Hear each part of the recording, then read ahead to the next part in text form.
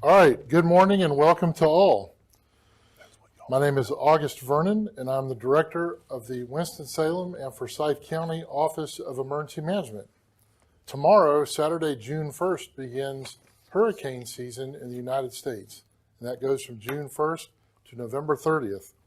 And as you may have recently seen, they are forecasting what could be one of the busiest hurricane seasons on record in the United States. So we certainly feel this information is important to share with the public. We're going to do a few things today. We're going to share information with you and demonstrate some information that we think is important. Also, for more information, you can visit readyforsyth.org.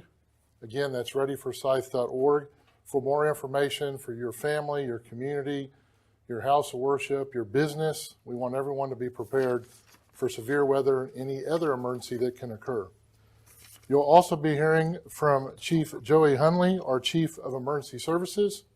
You'll be hearing from staff from our 911 Communications Center and others. You will also today see a demonstration of our new fold-out mobile command post shelter that we'll be able to demonstrate for you today, and you'll be able to go into it. One of the key components for preparing for any severe weather or any crisis is we recommend 3 actions. The first action is have a plan. Now is the time to talk about severe weather and other emergencies. Don't wait till there's a forecast and we may be impacted by a storm. So 1, have a plan. Number 2, have a way to receive information. We are all way too reliant on these phones. You have to remember, during a crisis or emergency, these phones may not work.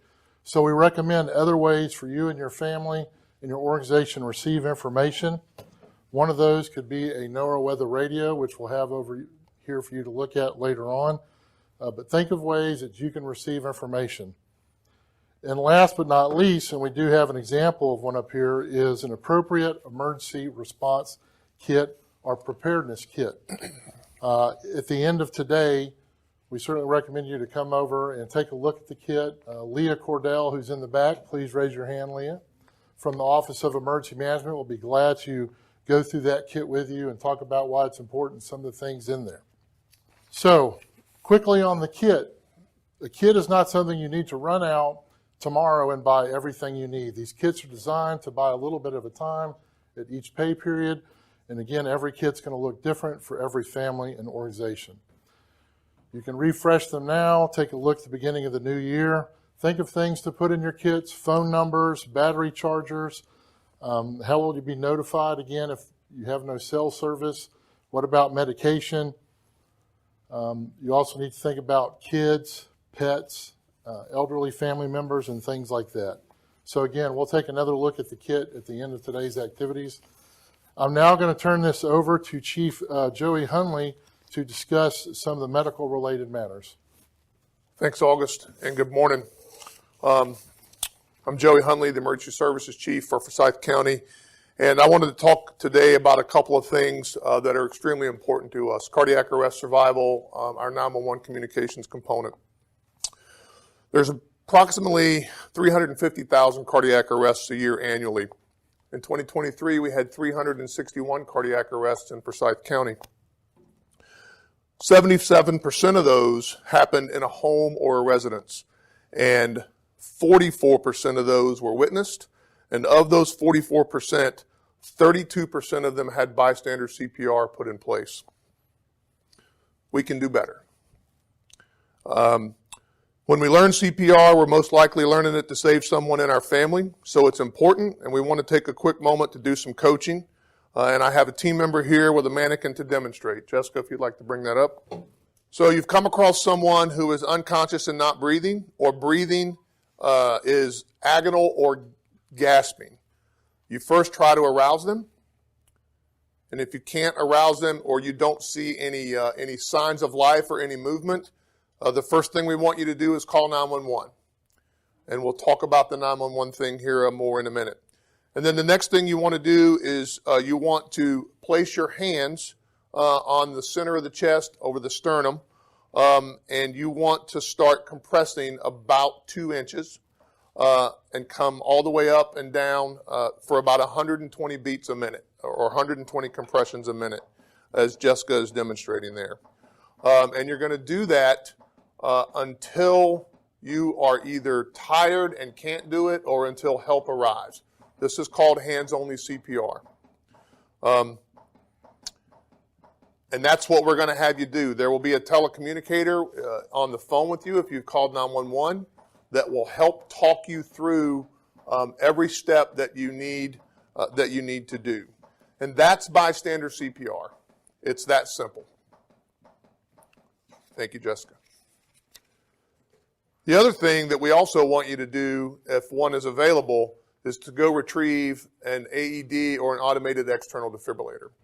We've got about 600 public access defibrillators registered in the city, or in the county, the city and the county, and we're working on a couple of programs to help increase access to those. One of the apps that we're working on is called Pulse Point, and that is an app. When we get it up and running, if you're in Forsyth County and you're subscribed, you will get a notification within a certain range of a cardiac arrest event that goes on.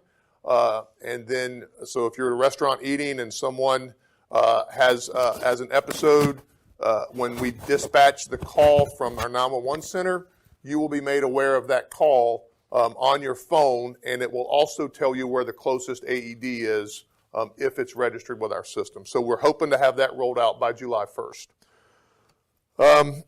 So it's also, I should also mention that June 1st, the week of June 1st to the June 7th is CPR and AED Awareness Month. So I absolutely encourage folks to reach out to the American Heart Association or the American Red Cross, or maybe your local fire departments or rescue squads to see about CPR classes that might be available. So let's go back and address another key item, how to communicate with the telecommunicator.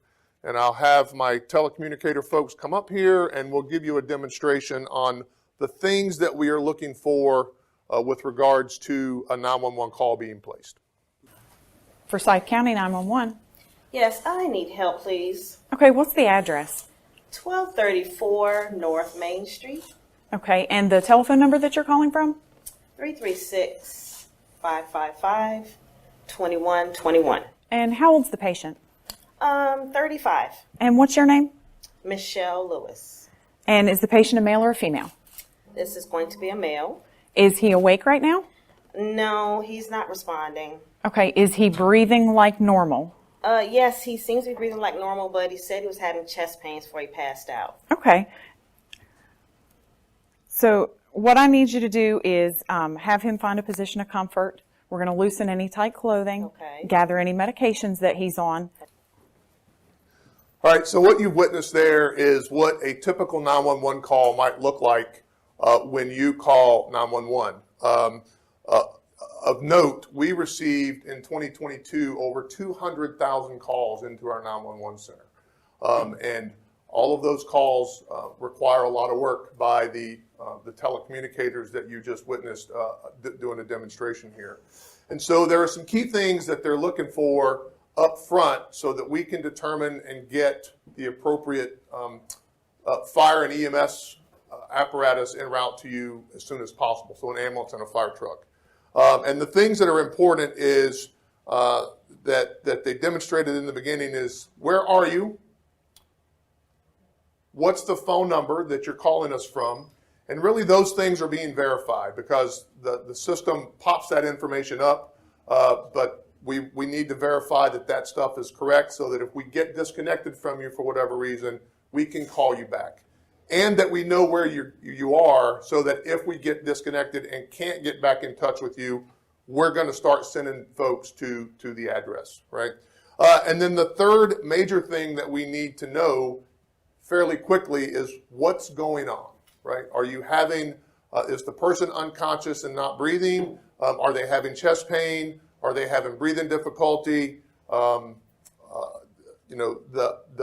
The short version of what you've got going on so that our telecommunicators can make a determination in short order using various computer programs of what is needed to get those things started to you, and then they may continue to ask you additional questions. So remember, where you are, the phone number and the location, and what is going on for us to get back in touch with you. I would also like to remind folks that there is a non-emergency line for the 911 center, and it's different for the jurisdiction that you're in. The non-emergency line for Forsyth County Emergency Services is 336-727-2222.